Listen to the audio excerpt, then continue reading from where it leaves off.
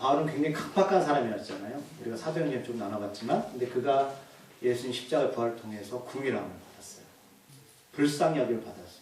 우리가 지난주에 그는 그 불쌍함을 가지고 우리한테 권면합니다.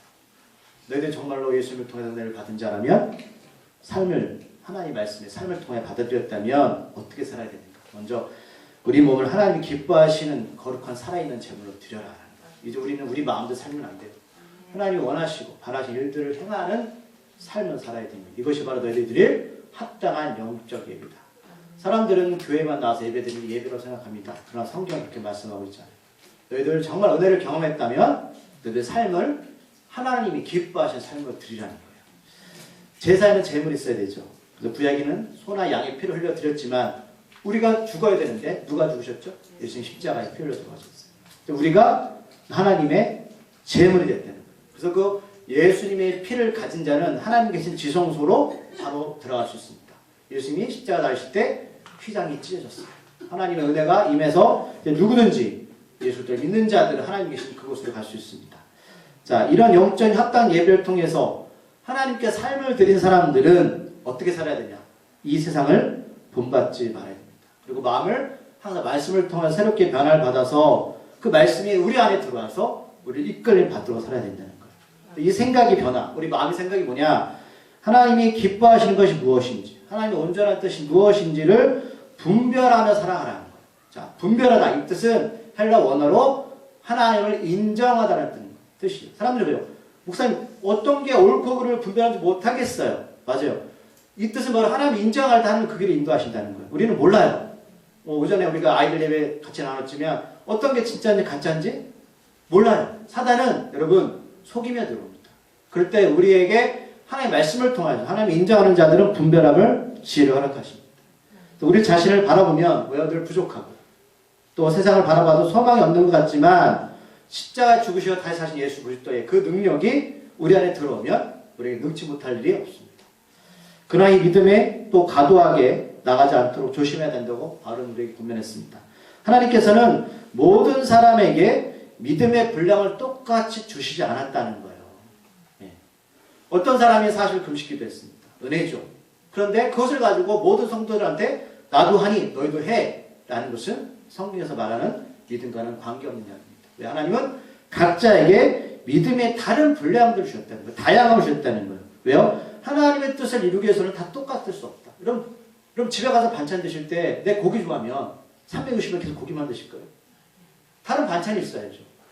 하나님은 그렇게 교회 안에 다른 분량을, 믿음의 분량한 사람들, 은사들을 지체들 주셨어요. 그러니까 내가 볼 땐 저 사람이 부족하고 저 사람이 연약해 보여도 하나님은 다 필요해서 이곳에 부르셨고 하나님의 온전한 몸을 이루신 거예요. 그래서 우리가 그 기능들이 다양한 것을 감사한 겁니다. 성격이 급한 사람, 느린 사람, 어떤 사람은 또 여러 가지 성격들. 여러분 얼마나 감사한지 왜요? 하나님 그들을 통해서 온전한 몸을 이루어가는 거예요. 여러분 팔다리가 기능이 같아요? 다 팔로 하면 어떻게 될까요? 맨날 주저앉아 있는 거죠. 그런데 하나님은 우리들에게 저 기능만, 저 지체만 완전해라고 말씀하는 게 아니에요. 우리가 해야 될 건 뭐냐면 머리이신 예수를 인정하는 거죠. 왜요? 아무리 팔다리가 뛰어나도 머리가 여러분 명령하지 않으면 식물이면 되는 겁니다. 팔이 하나 없어도 머리만 있으면 여러분 움직일 수 있어요. 그러니까 교회 공동체는 머리신 예수를 인정할 때에 제대로 된 삶을 살 수 있다라고 말씀했습니다. 그러니까 가정이든 교회든 그건 동일합니다. 머리신 예수님을 인정하지 않으니까 어떻게 될까요? 지 마음대로 사는 거예요. 팔은 팔대로, 다리는 다리대로. 그러니까 교회가 싸우고 지지고 볶고 미워하고 시기하고 제가 다 잘났습니다. 바울은 분명히 은혜를 경험한 자는 그렇게 살면 안 된다고 말씀했어요. 그래서 오직 머리신 예수 그리스도 안에서 사는 삶이 우리가 온전한 교회 또 가정의 모습이 있다는 거예요. 여러분들 가정 회복되길 바라십니까? 저도 마찬가지입니다. 예수님을 머리로 인정하십시오. 네. 주님 저 못해요. 지금 저는 할 수가 없습니다.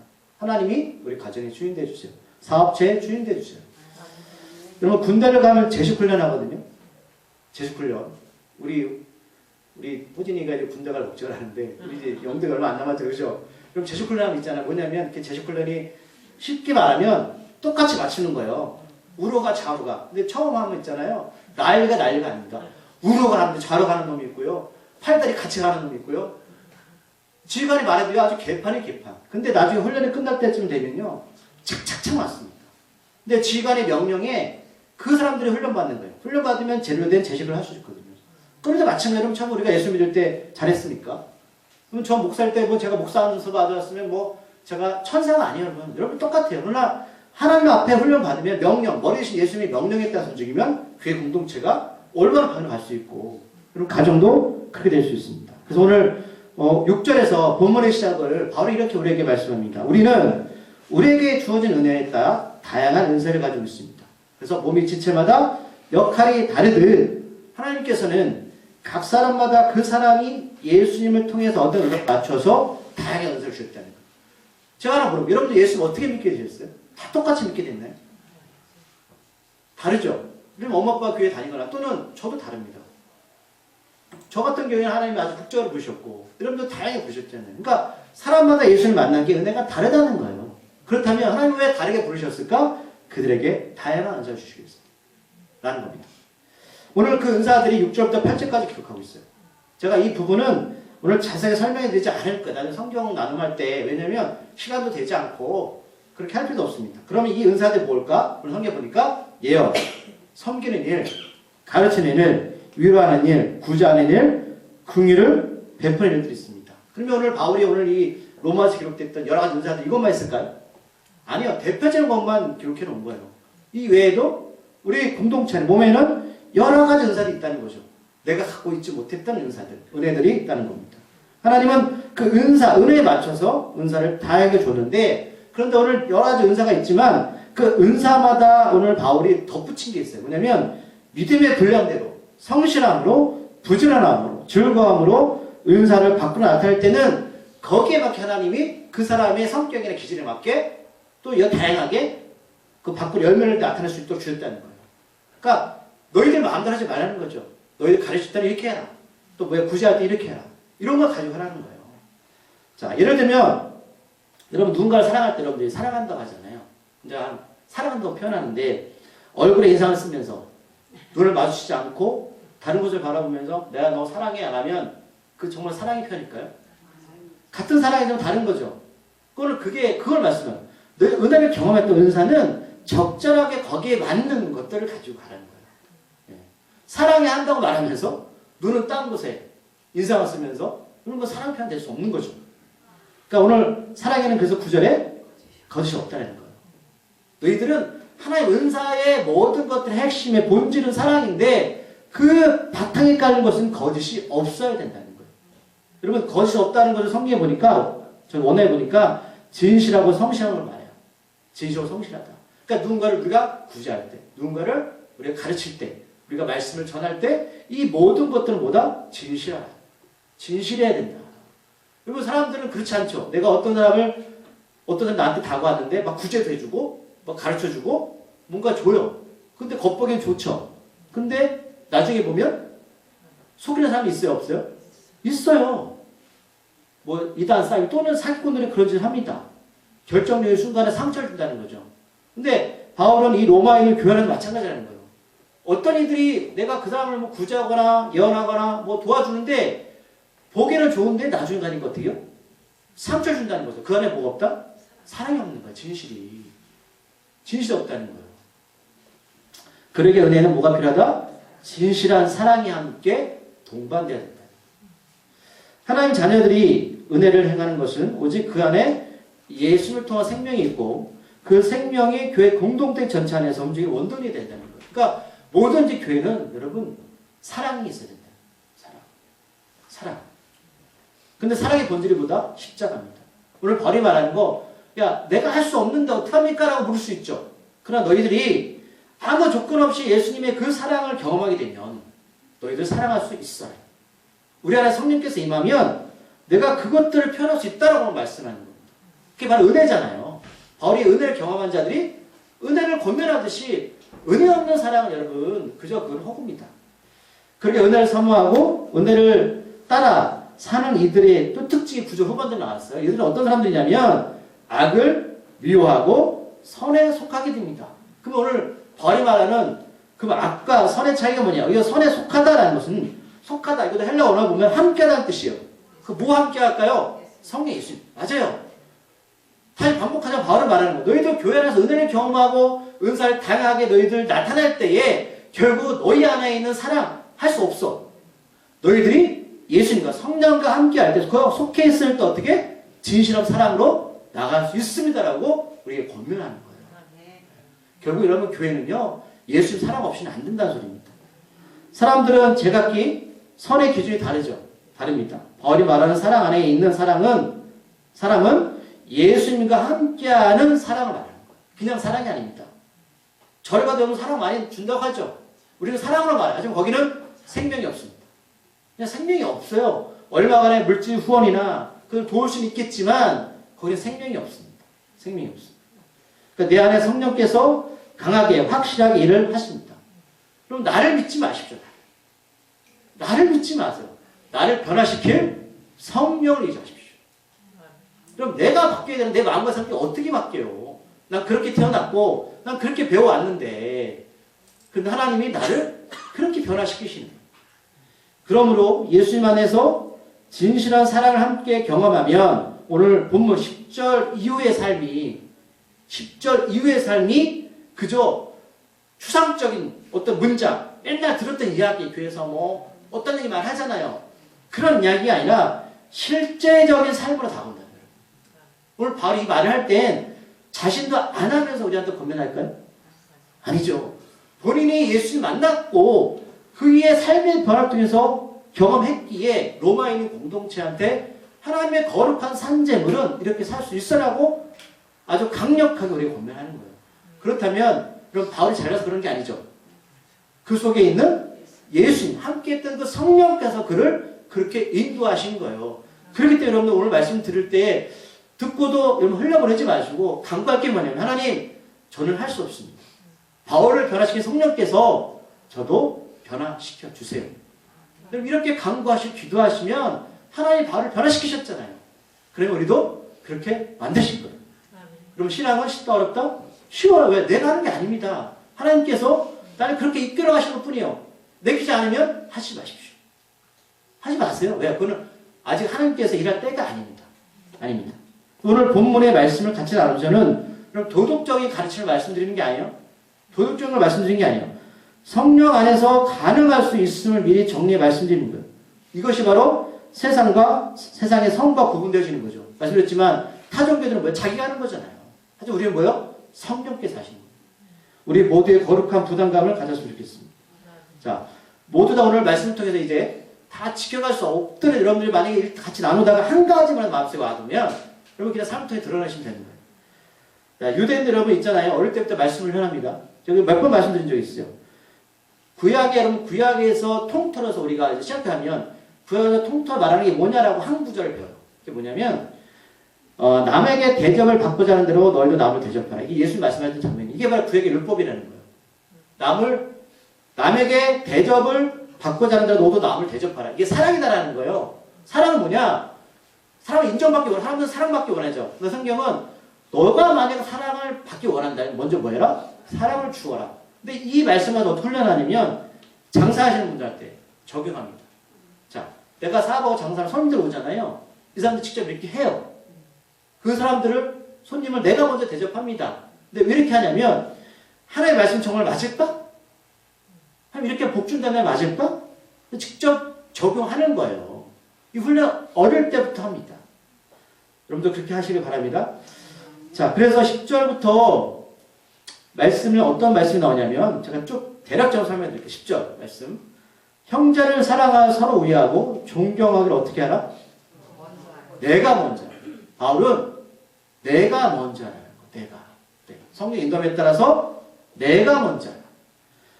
예수님 안에 있는 사람은 내가 먼저 교회 공동체 안에 지체들에게 이 말씀을 가지고 나가야 됩니다. 성령의 도움을 받아야겠죠? 그러니까 당신이 아니라 내가 먼저 사랑하고 우애하고 존경하겠습니다. 이걸 나타내는 거예요. 네.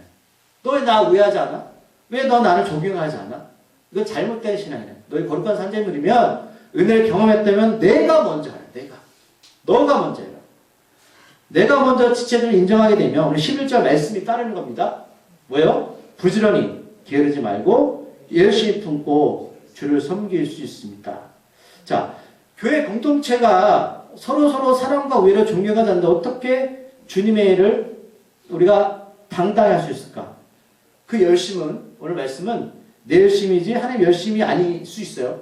그래서 오늘 11장에서 연관돼서 바울이 말하는 건데, 그러면 앞으로 다시 가서 주를 열심히 품고 주를 섬기라. 이게 어떤 뜻이냐? 그럼 이게 저희가 개역개정 보다 보면 이 원어 뜻이 이게 빠져 있어서 말씀드리는 거예요. 자, 어떤 게 열심히 품고 주를 섬기는 거냐면, 원에 보면 성령이 뜨거워져서 이 뜻이에요. 성령이 뜨거워져서 하나님을 섬기십시오. 이게 원어 해석입니다. 왜 이렇게 해석했는지 모르겠어요. 너희가 먼저 공동체, 지체들을 존경하고 위하고 사랑하지. 그러면 그냥 하는 게 아니라 다시 한번 너희들 성령이 뜨거워질 때 그때 하나님을 섬겨라 하는 거예요. 네 마음대로 하지 마 이렇게 말씀해요. 네 안에 성령이 뜨거워져서 그렇게 해라. 그리고 열심히 품어라고 말씀하고 있는 겁니다. 오늘 본문에서 계속 나누고 있지만 구원의 은혜는 여러분 사람이 누군가에게 주는 것이 아니죠. 구원을 누가 주시는 거예요? 하나님이 주시는 거예요. 예수님을 통해서. 그래서 주님을 향한 열심은 내가 아니라 성령의 뜨거움을 써야 됩니다. 그러니까 주체가 누군지 확실히 하라는 거예요. 너 주님의 일을 왜 하니? 라는 묻는 거예요. 그건 네가 하는 게 아니야. 하나님이 하시는 거야. 여러분 사도행전 1장 8절 말씀 잘 아시죠? 예수님이 부활 승천하시기는 제자한테 이 마지막 명령입니다. 오직 성령이 너에게 임하시면 너희가 권능을 받고 세상 끝까지 내 증인이 되리라. 주님은 제자들한테 너 가서 무조건 복음 전해 말씀하지 않았어요. 뭐 먼저 알아? 성령이 너한테 임하도록 기다리라는 거예요. 그러고 나서 권능이 권력과 능력이 임하게 될 거야. 이게 순서잖아요. 우리는 이 순서를 거꾸로 한단 말이죠. 거꾸로. 하나님을 한다고 하면서 나중에 기도하고 성령 받기를 원하지만 여러분 생명의 능력은 하나님으로부터 나오는 건데 사람이 아무리 그 사람의 마음을 구워 삼고 뭐해도 그 사람한테 생명이 나타나겠습니까? 아니잖아요. 당연합니다. 사람의 일들은 노력하고 열심히 하면 돈도 벌 수 있고 성공할 수도 있습니다. 그렇죠? 그럼 예수님 믿지 않는다고 열심히 안 하면 열심히 하면 뭐 실패하나요? 맞아요. 여러분들 우리가 예수님 잘 믿어도 열심히 안 하면 성공할 수 없어요. 그건 똑같은 보편의 은혜입니다. 그러나 하나님의 일은 사람의 힘으로 할 수 없음을 바울은 우리에게 말씀합니다. 사람이 열심히 도리어 하나님의 일을 방해할 수도 있습니다. 하나님 영을 통해서 지체 역할을 감당할 때 아름답게 일을 처리할 수 있는 것이죠. 자, 지체들의 조화를 이루기 위해서는 누구의 도움이 반드시 필요하다? 성령입니다. 예수님의 도움이 필요합니다.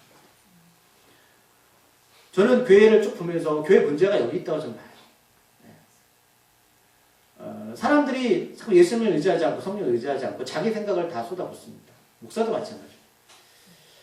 자, 그리고 주님의 일은 하는 것이 아니라 뭐라고 말씀하셨어요? 주님의 일은 섬깁니다. 섬기는 겁니다. 하나님 일은 여러분 섬기는 겁니다. 그러니까 섬기는 것과 하는 것은 다르죠. 하는 것은 여러분 내가 대가를 받을 수 있는 거예요. 내가 뭐 한다. 그럼 뭐예요? 이만큼 했으니 주세요. 그럼 섬기는 건 뭐죠? 내가 이만큼 해도 나는 100% 순수하기 때문에 안 주셔도 돼요. 이게 섬기는 거 여러분. 근데 우리가 주님 일을 하면서 저 생각해봤어요. 내가 하나님 일을 한 건지 하나님을 섬겼는지 모르겠어요. 분명히 바울은 너희들 성령에서 뜨거움이 있다면 섬겨라. 너희 지체들을 섬기고 너희들 가족들을 섬기고 그럼 가정도 섬겨야 되거든요. 제가 맨날 혼나는 게 그거거든요. 뭐 할 줄만 입으로 이렇게 떠드는 거. 여러분 섬기면 그렇게 할 필요가 없죠. 어느 날 남편이 설거지 해줬어요. 그러면 끝나면 되는 거잖아요. 섬기면. 근데 뭐예요? 나는 설거지 했어요. 그 뭐예요? 한 거죠. 섬긴 게 아니에요, 여러분. 그건 한 거예요. 네. 우리가 하나님을 또 그렇게 한다는 거죠. 섬겨야 되는데 합니다. 그래서 오늘 10절 말씀이 오는 거예요. 바울 말씀. 뭐라고 바울이 말하냐면 소망 중에 즐거워하고 환난 중에 참으며 기도 항상 힘쓰며 세 가지가 나오잖아요. 네. 너희들이 하나님께 지체로서 성령의 뜨거움으로 나가면 이 세 가지가 우리 안에 이루어진다는 거예요. 자, 소망자 즐겁다. 뭐냐면 첫 번째. 여러분 이 소망이 뭔지 아시겠죠? 제가 몇 번 말씀드렸어요. 우리에게 가장 큰 소망은 뭡니까? 오늘 소망은 뭐예요? 맞아요. 하나님 나라 가는 거죠. 이게 유대인들의 소망이었어요. 자, 우리가 왜 즐거워할 수 있느냐? 그러면 사는 게 힘들죠. 뭐 즐거운 일 있어요, 별로? 네? 맨날 자식들, 뭐 남편, 아내, 뭐 마음에 안 들죠. 근데 왜 즐거울 수 있냐? 너희 안에 소망이 있잖아. 정말, 근데 이 소망이 없으니까 즐거움이 없는 거예요. 맨날 그 인생이 그날 같고 사는 게 사는 것 같지도 않고. 너희도 소망 중에 즐거워라. 즐거워라. 두 번째 뭐요? 환난 중에 참아라. 이런 환난 중에 누가 참아요? 오늘 바울이 말하는 환난은 우리가 사는 환난과 달라요. 어떤 환난이냐면 복음을 전하다가 찾아오는 환난을 말해요.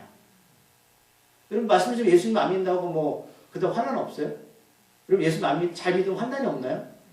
여러분 다 있어요. 그거는 우리만 갖는 환난이 아니에요.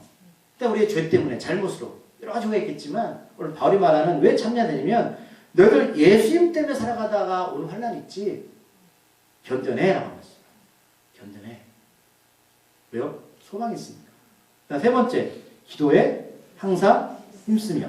자, 먼저 아까 하나 놓쳤어요. 자, 여기서 참다라는 거, 환난 중에 참다. 이게 원래 이런 해석이더라고요. 끝까지 견디다, 굽히지 않다. 끝까지 견디다. 그러면 끝까지 참는 겁니다. 굽히지 않는 거 마귀 앞에. 그래? 한번 덤벼봐. 그럼 한번 덤벼봐. 나에게 부활하신 예수 그리스도가 있어. 끝까지 참으시고 굽히지 않으시기 바랍니다. 자, 세 번째, 기도에 항상 힘쓰라는 것은 여러분 어떤 기도냐면 내가 오늘 갑자기 와가지고 하나님 앞에 뭐 3시간, 10시간을 기도하는 게 말하는 게 아니라 오늘 바로는 지속적인 기도를 말하는 거예요. 우리 어떤 기도를 하고 있죠? 우리가 필요할 때만. 잠깐 앉자. 기도를 하라면 바울은 너희들 꾸준하게 해라고 말씀해요. 꾸준하게. 왜? 기도의 본질은 내가 아니라 하나님이 주체시죠. 구원 하나님이 주체시고. 그럼 기도를 하는 가장 큰 목적이 뭐죠? 하나님과의 관계잖아요. 그럼 부부가 있는데 한 달에 한 번씩만 얘기하면 정상적인 부부인가요?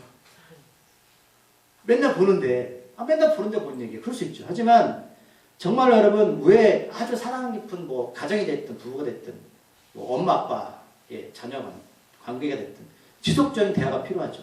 이걸 말씀하는 거예요. 하나님과 지속적인 관계를 해. 라고 이렇게 말씀합니다. 그러니까 이 하나님과 기도의 관계가 선하게 이루어질 때 오늘 세 가지 오늘 말씀드렸던 소망 중의 즐거움과 환난 중에 참고 복음을 전하다가 기도에 하나님과의 지속적인 관계가 이루어질 때 오늘 13절 말씀이 정말로 실제로 다가온 거예요. 어떤 말씀이죠?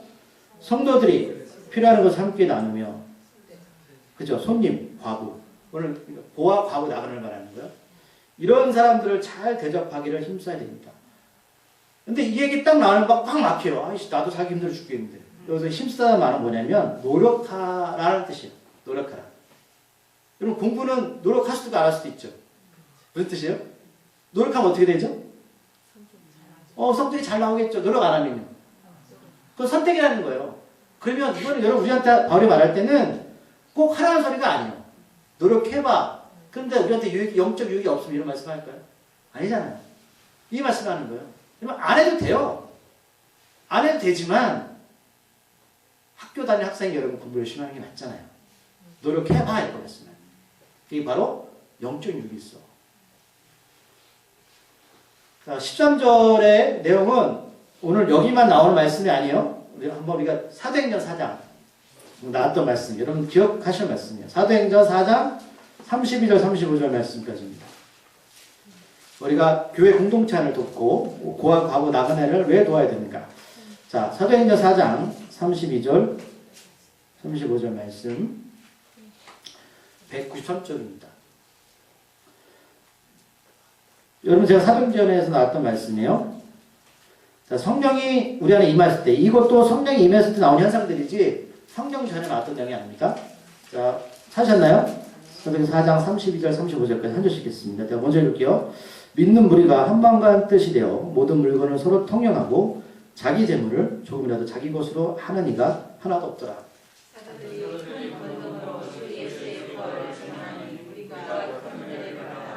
그 중에 가난한 사람이 없으니 이는 밭과 집 있는 자는 팔아 그 판 것의 값을 가져다가 사들이 발 아래에 두매 그들이 각 사람의 표를 따라 나누어 줍니다. 아멘. 자, 여러분들이 말씀 읽으면서 그때 말씀드렸지만 재산을 다 팔라는 소리가 아니에요. 여기 나와 있는 몇 가지 특징을 보자고요. 성령 임했을 때의 32절에 보면 이따도 바울이 말하겠지만 먼저 이 일을 하기 전에 믿는 무리가 한 마음과 한 뜻이 되었다는 거예요. 그 전에 31절에 성령이 충만하고 나서 성령이 충만하게 났더니 어떤 일이 벌어졌어요? 교회 공동체 안에 사람들이 한 마음과 한 생각을 품기 시작했어요. 무슨 말이에요? 좋은 일 여러분 한 마음과 한 뜻이 안 되면 안 돼요. 근데 그 성령께서 말씀하셨다는 거죠. 이게 중요한 거예요. 사람의 생각이 아니에요. 성령이 그들을 인도하신 거예요. 자, 한 마음과 한 뜻이 됐을 때 여러분 오늘 네 가지 특징이 나타나요. 첫 번째 뭐냐면 공동체 안에 나라는 개인주의가 사라집니다. 그렇죠? 한 마음 뜻이 되죠. 자, 그 타인을 인정하고 지체가 되며 한 마음을 인정한다는 거예요. 어떻게 한 마음 한 뜻이 될 수 있을까요? 내가 너를 인정하니까 그런 거예요. 자, 두 번째 다시 사는 소망의 은혜가 넘쳐났어. 부활입니다. 성이 임했을 때 다시 사는 소망이 넘쳐나기 시작했어요. 세 번째 뭐냐면 물질을 하나님의 것으로 인정했죠. 그럼 여기서 단순하게 제사를 갚아라 여러분 제가 말씀드리지만 그 뜻이 아니에요. 왜 이렇게 했을까요? 하나님의 것입니다. 그걸 인정하기 시작했다는 거예요. 사람들이. 네 번째는 사도의 권위를 인정했고 사도들은 정직하게 주님을 행했다는 거예요. 아, 나 저 사도를 못 믿겠어. 이게 아니에요. 자, 여러분한테 저걸 믿으라는 소리가 아니에요. 여러분. 이 관계가 됐다는 거예요. 교회 공동체 안에서. 그런데 제가 오늘 말씀을 준비하면 다시 로마서 넘어가면 오늘 이제 14절 말씀 로마서로 가실게요. 14절 말씀은 약간 제가 머뭇거렸던 말씀이에요. 말씀 준비하면서 읽어볼까요? 시작. 너희를 박해하는 자를 축복하라. 축복하고 저주하지 말라. 아멘. 제가 오늘 이 말씀하고 여러분 박해하는 자를 축복하십시오라고 말씀을 드렸어요. 아멘 하실 거죠? 근데 정말 세상에 나왔어요? 누가 날 박해해요? 이유 없이? 하실 수 있으세요? 물론 성령 역사가 가능한 거예요. 근데 제가 이거 말씀을 준비하면서 머뭇거렸던 이유가 저는 잘 안 되거든요. 근데 제 말씀을 묵상하면서 오늘 14절의 핵심이 뭐냐면 박해가 축복이 두 번 반복되죠. 우리는 여러분 14절 말씀을 읽으면서 축복이 더 마음에 가세요? 박해에 더 마음에 가세요? 박해요, 박해. 왜요? 왜 축복 못해요? 날 누가 박해하거든요. 근데 오늘 바울은 축복이란 말을 두 번이나 반복했을까? 이것도 여러분 헬라 원어 찾아보니까 어떤 뜻이냐면 축복이란 말은 좋게 말하다 칭찬하다는 뜻이에요. 우리가 생각하는 축복은 뭐예요? 누굴 날 박해했어요. 가서 여러분 너 잘 될 거야. 이게 안 되는 거잖아요. 근데 바울은 무슨 뜻이냐면 누가 널 이렇게 박해하면 좋게 말하는 거예요. 그리고 그를 칭찬해줘. 그럼 어감이 다르죠? 여러분 축복과 이 말은 달라요. 근데 저는 솔직하게 좋게 말할 수 있을 것 같아요. 칭찬도 강합니다. 당신 잘하고 있어요. 그러니까 우리가 바울은 여러분 할 수 있는 걸 말씀하는 거예요. 근데 가만히 곰곰이 생각해 봤어요. 내가 좋게 말하고 왜 내가 그들을 칭찬해 줘야 될까? 바울은 우리를 살리려고 하는 거예요. 하나님은 여러분 모든 일과 관계를 잘하게 바라십니다. 왜요? 그들도 복음을 받을 사람이에요. 그러면 내가 그들한테 뭐 축복해주지 못하지만 좋게 말할 수 있고 여러분 칭찬할 수 있겠죠. 당신 참 이거를 잘하네요. 이렇게 할 수 있을 것 같아요. 그래서 제가 14절 말씀이 풀렸어요. 그래서 앞으로 절 박해하는 자가 있으면 좋게 말하고 칭찬하려고 노력을 할 거예요. 네, 정말로요. 그래요, 맞습니다. 당신 이거는 좀 낫네요. 그래서 좋은 말과 칭찬의 말로 나를 정화시키는 작업이 더 지혜로운 사람이에요. 나를. 여러분 우리가 어떤 사람과 막 이렇게 맞대어 싸우면 지금 말 편하세요? 아주 안 좋더라고요. 자, 살아가면서 다 좋은 사람만 만날 수도 없고 악한 이들을 또 피할 수 없습니다. 그래서 오늘 15절 말씀, 오늘 14절 말씀이 해결되면 15절 말씀이 연결되는 거예요. 15절 말씀을 볼까요? 시작. 즐거워하는 자들과 함께 즐거워하고 우는 자들과 함께 올라가고. 예, 이게 가능하겠더라고요. 예. 저 정말 기도했어요. 여러분 우리 교회가 이런 교회가 되길 소망합니다. 예. 정말 제가 정말 진심입니다. 기쁘면 저 함께 기뻐했으면 좋겠어요. 저도 뭐 목회를 20년 가까이 했는데 18년 했군요. 교회 별상 다 했더라고요. 왜 이렇게 여러분 배를 많이 아파하는지. 또 그 자녀 문제는요. 좀 잘 되면 칭찬 좀 좋잖아요. 그러면 거기다가 뭐 붙여가지고. 왜냐면 본인이 애를 썼는데 잘 안 됐어요. 근데 이 자녀는 좀 잘 되면 그럼 얼마나 감사해요. 그 친구가 나중에 더 잘 돼서 도와줄 수 있잖아요. 근데 그거를 공격을 하더라고요. 그래서 15절에서 사람이 가지고 있는 이기적인 마음이나 나만 위한 보이지 않는 모습을 거울처럼 우리가 바라볼 수 있잖아요. 왜요? 남을 칭찬해주고 좋게 말하면. 그래서 나를 싫어하거나 그런 사람들을 통해서 나를 깨닫게 된다. 그래서 함께 즐거워하고 함께 울 수 있으면 울 수 있는 거 얼마나 감사한지 모르겠습니다. 이런 공감대가 형성이 된다는 거예요. 말씀 한 번 더 찾을까요? 누가복음 이거 껴놓으시고 6장 21절. 누가복음 6장 21절. 이제 말씀을 이제 서서히 정리할까요? 예수님 우리에게 산상수훈의 한 말씀입니다. 누가복음 6장 21절. 98쪽이에요. 누가복음 6장 21절. 되셨나요? 예수님이 하셨던 말씀이더라고요. 오늘 바울이 말한 게 아니에요. 자, 이 산상수훈은 뭐죠? 예수님이 처음으로 설교하신 장면이죠. 여기 다 포인트가 있는 거예요. 우리한테. 성경 다 몰라도 이 팔복을 보면 하나 예수님 우리한테 이런 마음이 있으셨구나 알 수 있는 거예요. 자, 21절 말씀 6장 다 같이 읽어보겠습니다. 시작. 지금 줄인 자는 복이 있나니 너희가 배부른 얻을 것이요 지금 웃는 자는 복이 있나니 너희가 웃을 것이다. 네. 슬프고 아프고 하는 것이 하나님은 너에게 생명 얻을 수 있는 복이 될 수 있다는 거예요. 그래서 함께 웃고 함께 울 수 있는 거 바로 그거거든요. 주님이 우리에게 주시는 설교예요. 설교예요. 우리가 교회 공동체 지체로서 옆에 성도를 보면 눈물이 나고 애통이 하며 때로는 웃을 수 있는 것은 왜요? 같은 지체잖아요. 이게 남이 아니거든요. 근데 남처럼 생각하면 뭐예요? 잘 되면 배 아프고. 이게 나와 관계없는 얘기예요. 근데 내 팔과 다리가 아픈데 주님이 아파하시는 대로 말씀처럼 팔, 다리가 아픈 건 정말 어디가 아픈 거예요? 머리가 아픈 거지 팔, 다리가 아픈 게 아니에요. 무슨 뜻이에요? 가장 마음 아파하시는 누구라? 하나님이세요. 근데 우리 지체들 그걸 인정하는 거죠. 서로를 보면서 아파하고 같이 기뻐하면서. 어저께 어떤 목사님 만났는데 그분도 작은 게 개척교회 목사님이에요. 목요일날 금요일날 통영을 1박 2일 갔다 오셨대요. 놀러 갔다 왔어요. 그래서 놀러 갔다 왔어. 어제 보셨구나. 놀러 갔다 왔어요. 했더니 그게 아니라 어떤 선교사님이 이제 5월달에 파라과이 선교를 나가려고 준비하고 있었는데 코로나가 터졌잖아요. 입국이 안 되는 거예요. 근데 교회도 다 이렇게 내려놓고 사택도 나왔는데 집이 없잖아요. 아무것도 없는 거예요. 근데 거기서 3남매인데 큰애가 고1 여자이고 중1 6학년인데 얘네들이 홈스쿨을 하는데 학교도 안 가는 거예요. 근데 집이 없으니까 어디 있냐면 세종에 어느 집사님 가정이 있는 거예요. 그래서 만났는데 목사님이 너무 마음이 아파서 목사님도 넉넉한 게 아닌데 그냥 지나가려고 했대요. 야 나랑 한번 어디 놀러 갈래? 그랬더니 애들이 다 3남매가 좋다고. 아니 처음 만났는데 그래서 걔네들은 통에 갔다 왔대요. 그래서 뭐죠 이거 자동차도 태워주고 뭐죠 이거 루즈인가요?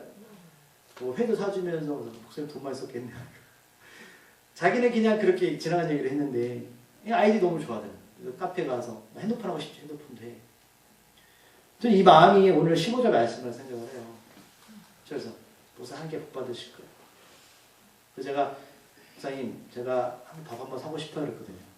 애들 한번 세종 한번 가기로 해서 맛있는 거 한번 사주기로.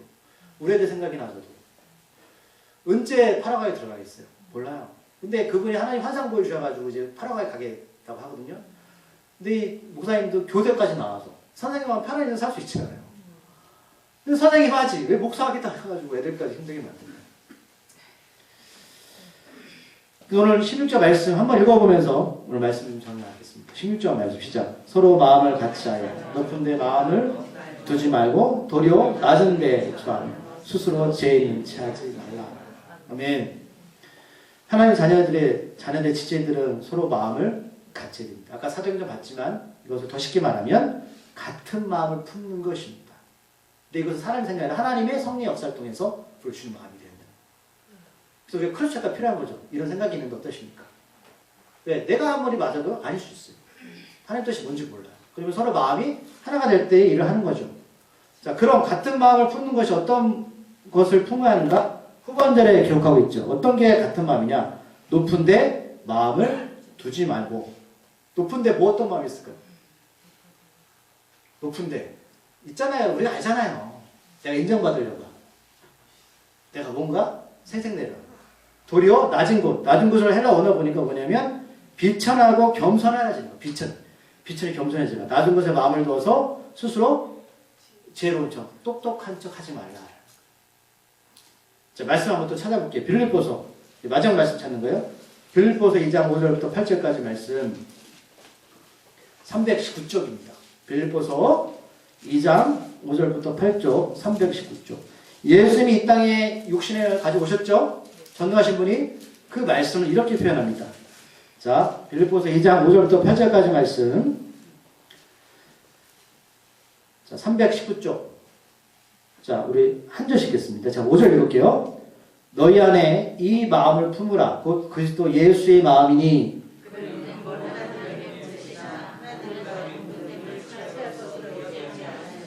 오히려 자기를 비워 종의 형체를 가지사 사람들과 같이 되셨고 사람의 모양으로 나타나사 자기를 낮추시고 죽기까지 복종하셨으니 곧 십자가에서 죽으신다. 아멘. 아멘.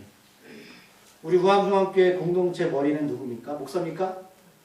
여러분들이세요? 예수님이시죠. 그러면 우리 지체들은 누구를 따라가야 됩니까? 예수님이시죠. 예수님 뭐라고 말씀하셨어요? 예수님 이 땅에 어떻게 오셨다고요? 하나님과 똑같은 것을 포기하시고 자기를 다 비워서 사람의 몸을 가지고 오셨어요. 왜 오셨냐? 하나님의 말씀에 순종하기 위해서. 순종이 뭐냐? 십자가에서 죽는 것이었습니다. 이게 바로 우리가 높은 것에 마음을 두지 않고 낮은 것에 마음을 두는 겁니다.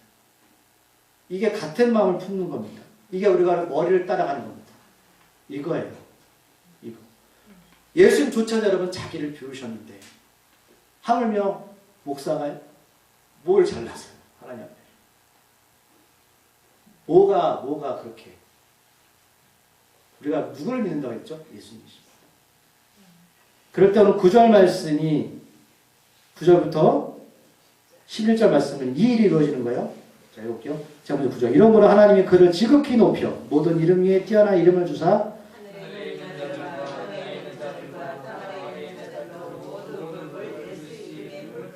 11절. 모든 입으로 예수 그리스도를 주라 하시나요? 하나님 아버지께 영광을 돌리게 하십니다. 예수님 십자가에 죽고 부활하심으로 세상의 모든 말보다 하나님은 그 앞에 무릎 꿇게 만드셨어요. 그분의 삶의 주인을 보시는 겁니다. 우리가 예수님을 우리 구원자로 신한 그 순간에 하나님은 영광을 받으십니다. 이게 우리가 낮아집니다. 여러분 우리가 돈이 없는 게 청비한 게 아니에요. 예수님을 따라가는 것입니다. 우리 공동체가 이 길을 함께 가기를 소망합니다. 기도하시겠습니다. 하나님, 우리가 이 땅에 살아가면서 예수를 믿는다고 하지만 그 머리이신 예수님을 따르지 않고 팔은 팔대로, 다리는 다리대로 살아가지 않았습니까? 하나님 지체 앞에서 어떤 것도 중요하지 않은 것은 없습니다. 지체가 할 일은 머리이신 예수님의 명령에 따라서 복음에 순종하는 길일 뿐입니다. 아버지, 우리의 그 믿음을 허락하여 주시옵소서. 예수님의 이름으로 기도드립니다.